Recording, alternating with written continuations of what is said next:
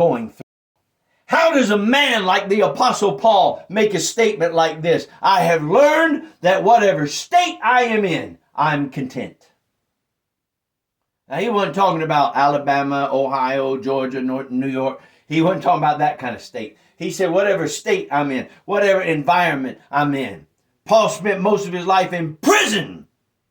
Think about that. When he was persecuting the church, nobody ever bothered him. But the moment he changed and said, I'm going to start doing what Christ has called me to do. The moment he said, I'm going to start being a man of faith. I'm going to start walking with the true God, not the religious God, but the true and living God, the proper concept of God. Once he came to that, now he started being imprisoned for telling the truth, for preaching the gospel.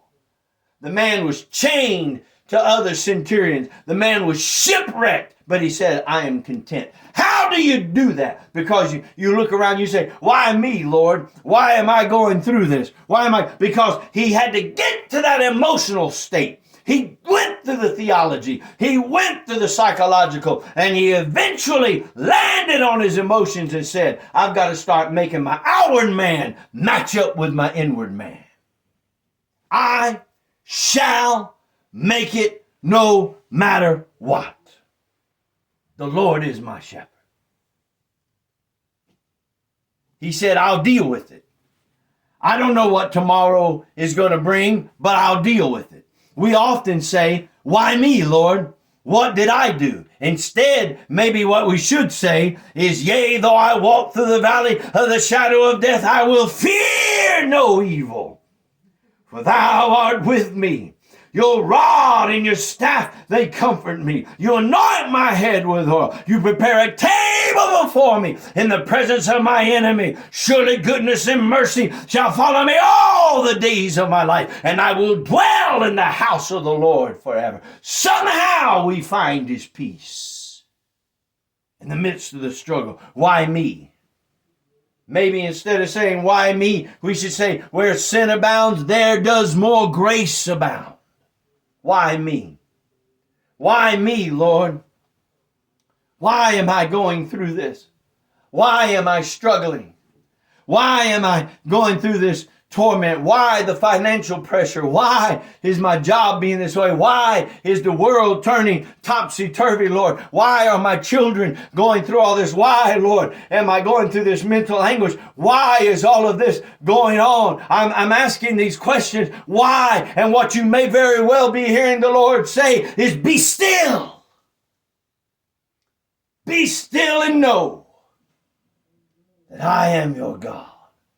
I've seen the lightning flash, and I've heard the thunder roll. I've seen and felt sin's breakers dash, trying to conquer my soul. But then the voice of Jesus comes, saying still to fight on. He's promised never to leave me. Oh, never, never, never leave me alone.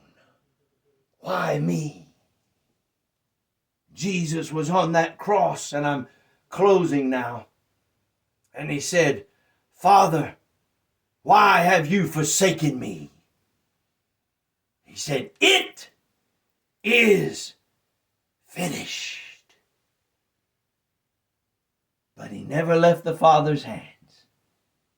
Into the burial tomb, 3 days later, the resurrection. A living, risen Christ, who stood before Thomas and said, Thomas, feel these scars. Even though his body is scarred from what he went through, he is still the Christ, the Son of the living God.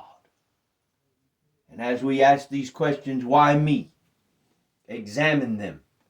And we must come to the realization that if my inward man is full of faith, my outward attitude must match that as well. May God add a blessing. Let's stand together. We're going to pray.